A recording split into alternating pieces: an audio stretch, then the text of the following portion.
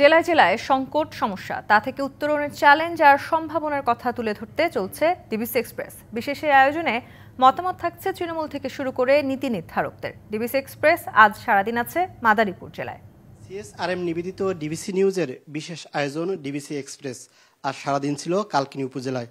এলাকার সাধারণ মানুষের সাথে আমরা কথা বলেছি, তাদের নানা সমস্যাগুলো তারা আমাদের কাছে তুলে ধরেছেন। এই বিষয়ে আমরা কথা বলবো নীতি নির্ধারকদের সাথে। এই মুহূর্তে এই উপজেলার নির্বাহী কর্মকর্তা আমাদের সাথে যুক্ত আছেন। আপনার কাছ থেকে জেনে নিব যে এই উপজেলার মানুষের সাথে আমরা সারাদিনব্যাপী কথা বলেছি, তারা নানান ধরনের অভিযোগ করেছেন। তার ভিতরে বাস স্ট্যান্ডের কথা বলেছেন, চিকিৎসার বিষয়টি বলেছেন, উপজেলা স্বাস্থ্য কমপ্লেক্স নিয়ে অভিযোগ করেছেন, ওটা সরু ব্রিজ নিয়েও তারা অভিযোগ করেছেন। এই বিষয়ে আসলে আপনাদের পদক্ষেপগুলো কি বা আপনাদের মূল্যায়ন কি থাকবে? ধন্যবাদ ডিবিসি নিউজকে। প্রথমত জনগণের দুর্ভোগ নিয়ে একেবারে লাইভে এসে এমন প্রোগ্রাম করার জন্য আমি ডিবিসি নিউজকে ধন্যবাদ জানাই।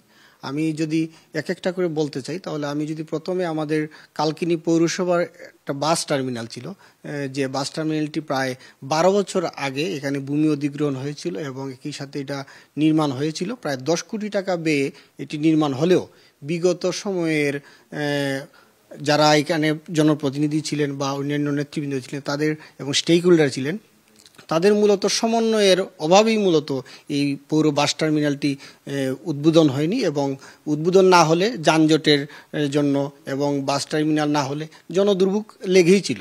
খুব দ্রুতই এটা কিভাবে এটা চালু করা যায় আমি সবার সাথে সমন্বয় করি এবং সমন্বয় করে পরবর্তীতে আমি কালকিনি পৌরসভা থেকে আলাদা করে আমি 30টি কাউন্টার নতুন করে নির্মাণের একটা উদ্যোগ গ্রহণ করি, যাতে করে দেখা গেছে এই 30টি কাউন্টার নির্মাণ করলেই মূলত এই বাস টার্মিনালটি চালু হবে। নির্মাণ কাজ সমাপ্ত হলে আশা করি যে আগামী জুনের মধ্যেই এই পৌর বাস টার্মিনালটি উদ্বোধন হবে এবং জনদুর্ভোগ লাঘব হবে। এই উপজেলার মানুষের সবচেয়ে বড় দাবি যেটি, তাদের সরু একটি ব্রিজ এই উপজেলায় রয়েছে। একটি বড় বাস বা মাইক্রোবাস প্রবেশ করতে গেলে ওখানে যানজটের সৃষ্টি হয়। এটা নিয়ে আপনাদের বিকল্প কোনো চিন্তাভাবনা আছে কিনা? জি, অবশ্যই। জনগণ যে বিষয়টি তুলে ধরেছেন যে পালরদি ব্রিজটি সরু এবং এই কারণে যানজট হয়েছে, জনগণের যে বক্তব্যটি অত্যন্ত যথার্থ আমি মনে করি। আমরা ইতিমধ্যেই আপনারা জেনে থাকবেন যে আমাদের এলজিডির যে প্রধান প্রকৌশলী উনি কিছুদিন পূর্বে আমাদের এই পালরদি ব্রিজটি উনি সরেজমিনে পরিদর্শন করেছেন এবং এইখানে একটি নতুন একটি বড় একটি ব্রিজ নির্মাণের পরিকল্পনা রয়েছে। আমাদের পরিকল্পনাটির সাথে আমাদের যে বিআইডব্লিউটি অভ্যন্তরীণ নৌ পরিবহন কর্তৃপক্ষের সাথে মতবিভেদ রয়েছে এই ব্রিজের উচ্চতার সংক্রান্ত বিষয়।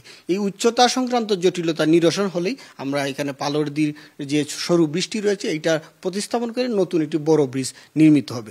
অভিযোগ রয়েছে যে আপনাদের যে স্বাস্থ্য উপজেলা কমপ্লেক্স যেটি রয়েছে এখানে সাধারণ চিকিৎসা নিতে গেলে প্রাথমিক চিকিৎসা দিয়ে তাদের ছেড়ে দেওয়া হয়, বরিশাল অথবা ঢাকায় তাদের প্রেরণ করা হয় এবং এই উপজেলাটির সামনে কয়েকটি ডায়াগনস্টিক সেন্টারও তৈরি হয়েছে, যেগুলোতে মানুষ টেস্ট যেগুলো ওখানে পাওয়ার কথা সেগুলো তাদের প্রাইভেটলি করাতে হচ্ছে। এই বিষয়টিতে কি বলবেন? আমাদের ডাক্তারদের সংকট রয়েছে এবং আমরা প্রায়শই অভিযোগ পাই যে ডাক্তাররা তাদের ক্লিনিকে গিয়ে সেবা দিচ্ছেন বিভিন্ন সময়ে উনাদের যে অফিসিয়াল সময়ে উনারা বাইরে গিয়ে সেবা দিচ্ছেন। আবার একই সাথে কিছু কিছু ডায়াগনস্টিক সেন্টার আছে যারা দালালদের মাধ্যমে জনগণকে দুর্ভোগের শিকারে পরিণত করছে। আমরা ইতিমধ্যে কিন্তু যে সকল ডাক্তার তাদের সরকারি সময়ে অফিস টাইমের সময়ে যারা বাইরে গিয়ে সেবা দিচ্ছে তাদের বিরুদ্ধে কিন্তু আমাদের যারা স্বাস্থ্য কর্তৃপক্ষ সকজ দিয়েছেন বা বিভিন্ন ব্যবস্থা নিয়েছেন।